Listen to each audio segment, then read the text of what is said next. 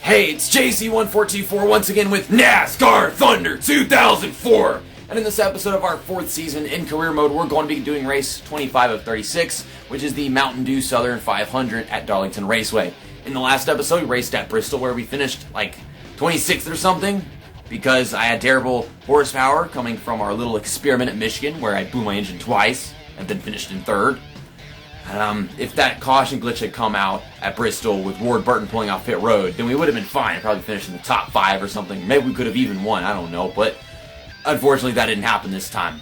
And I probably would have been fine if it hadn't happened and my engine was decent, or not, because I suck at Bristol in general, but we're 92 points behind Tony Stewart and 50 points or something behind Jeff Gordon. I'm not going to do the math right now, but you know how it is.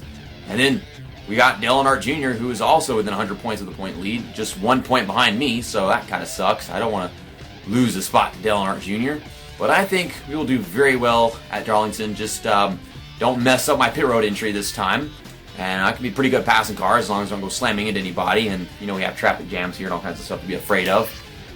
Tim Wagner don't like me. I don't know when he's going to be racing again. So we got Randy Norton in there. Jeff Burton, he's not coming back until I get out of this ride. My contract should be ending soon, by the way.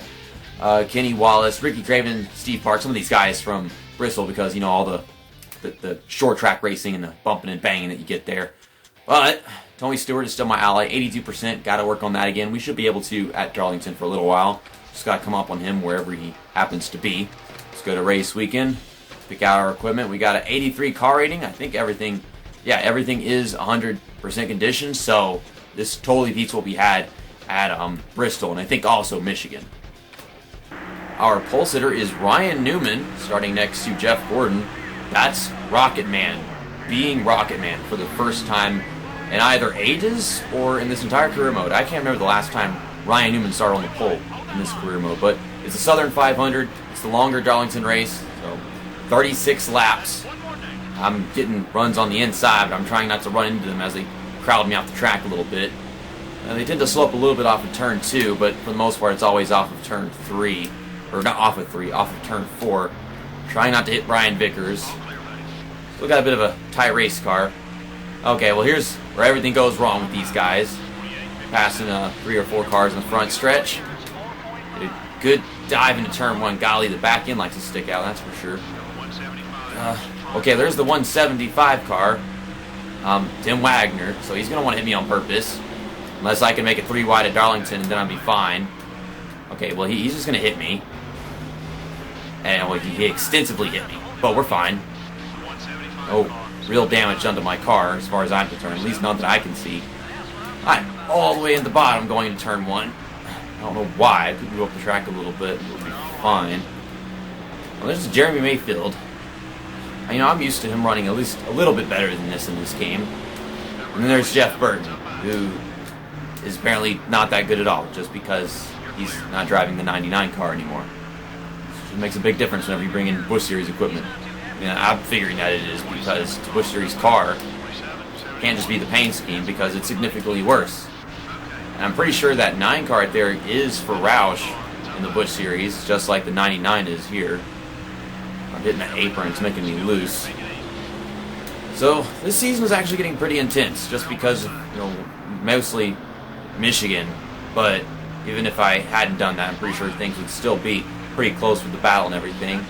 Big check off of turn 4.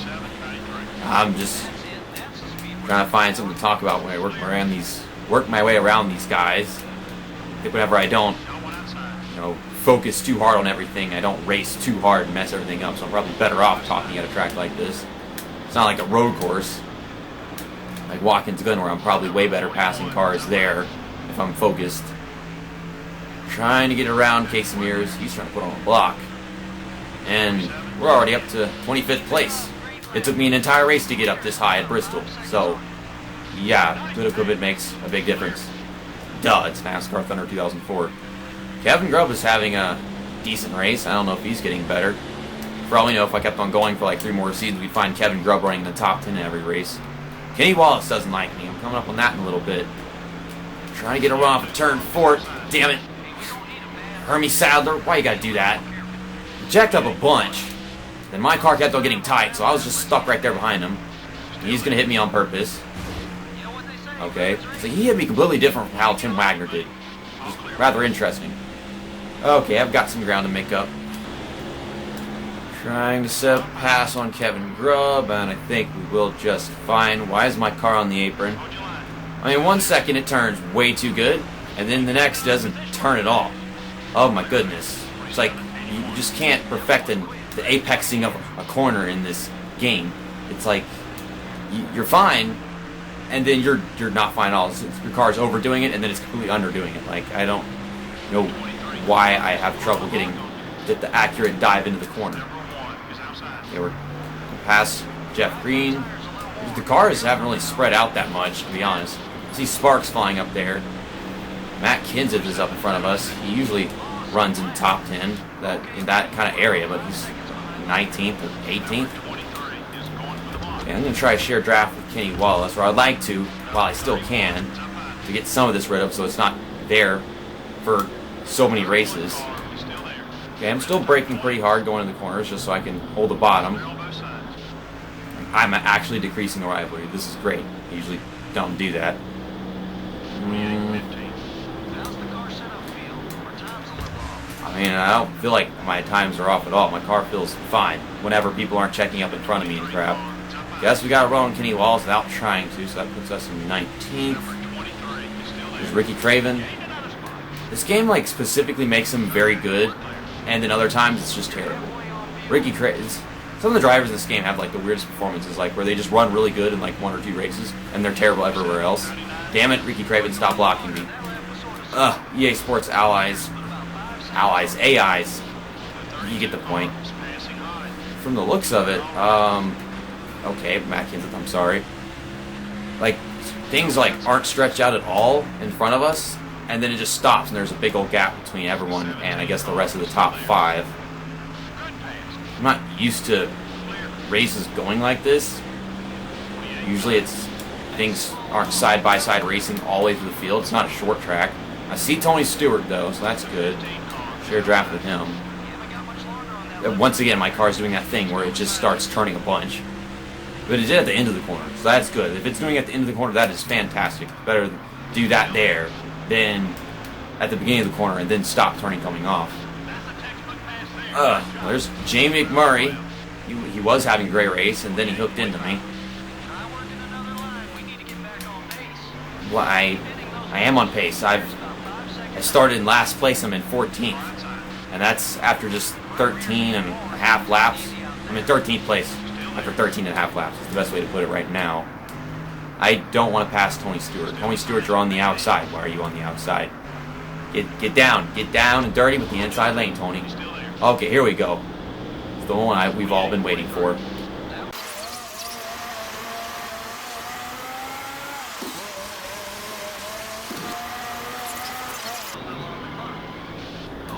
There we go, 100%.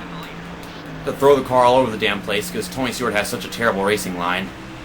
I was afraid that Jimmy Johnson was going to pass me. Golly, this track is so damn bumpy. My car's bouncing all over the damn place. Okay, well, people are going down pit road. Only a couple within our vicinity. Gosh, people letting off the gas, and then letting off the gas, and then letting off the gas, and letting off the gas, and the car is just so stiff, like I feel it wanting to go up the track.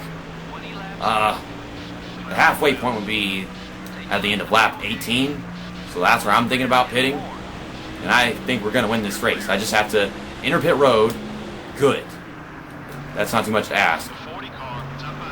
Looks like none of these guys next to us are going up pit road, so that's good. Well, I'm pitting at the end of next lap. Hopefully these guys, they don't have some weird way of entering pit road that forces me off the track.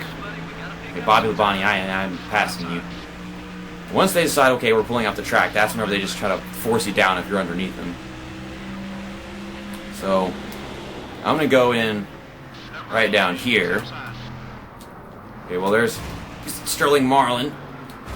Sterling Marlin, I don't know how the hell you do that, but please don't make me speed into pit road. Like, I'm slowing down, we're going the same speed as him, but somehow he's just knocking me sideways. I was focused. I don't know if I could have done it on my own, to be honest. I'm not fixing that damage. We're just going to get our tires, our fuel, and get out. Mark Martin parked it in front of me. Why couldn't he be like just change lanes and got to the closer one so that he didn't have to stop in front of me? Of all the people that could have done that, I figured it would have been like Sterling Marlin or something, because, you know, one that kept on crashing into me.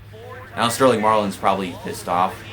I think it said that he was still my ally, so maybe it just decreased that. So that was a really fast pit stop. Or it felt fast, if you ask me. He came off pit road right behind Bobby Labonte, and we came in right behind him, so I'm guessing that was just a all-around good stop. Pulling onto the track real quickly. That's not Kevin LePage, that is Stanton Barrett. Damn it. Damn it, Kevin Grubb. Jeez, morons. Got one guy trying to pass me on the outside. I'm already on the outside. Kevin Grubb just keeps on running into everybody. Cut off Kenny Wallace right there behind us. Okay, got a pass from Bobby Labonte. So now I'm going to make it 3 wide. Except I didn't make contact with Bobby Labonte and Stanton Barrett, both. I think I touched Bobby Labonte a little bit. We're fine. Okay, well now we're going to be on the move. Things are actually spread out the way they should have been after like 10 laps, 7 laps, something like that.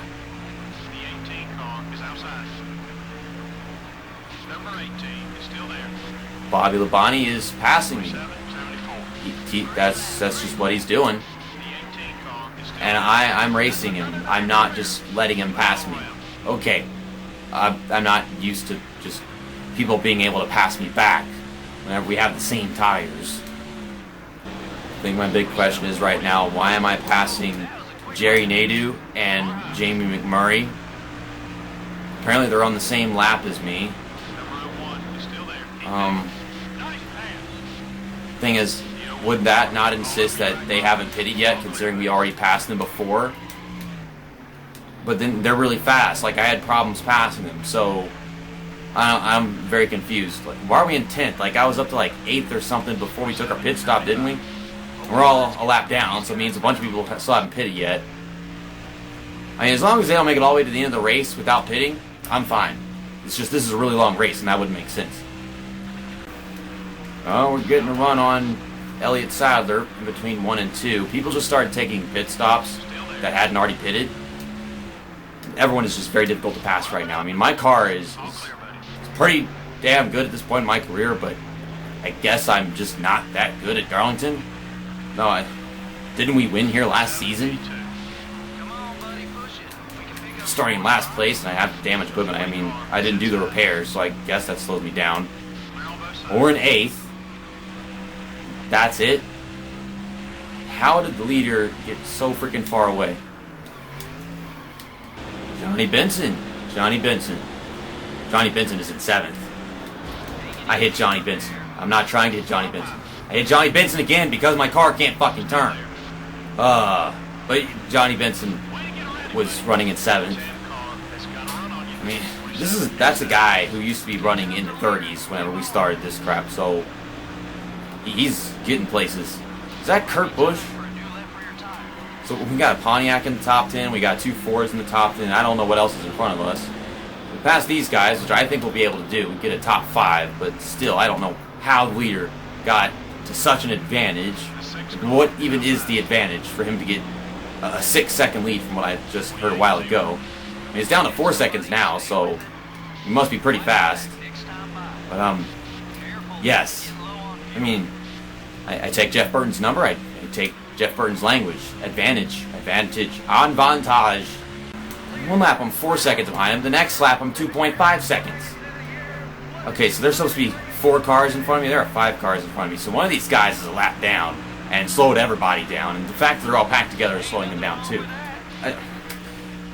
If I was just like 0.8 seconds faster in this race, I could have been up there with them and won the race. Well, here's the finish.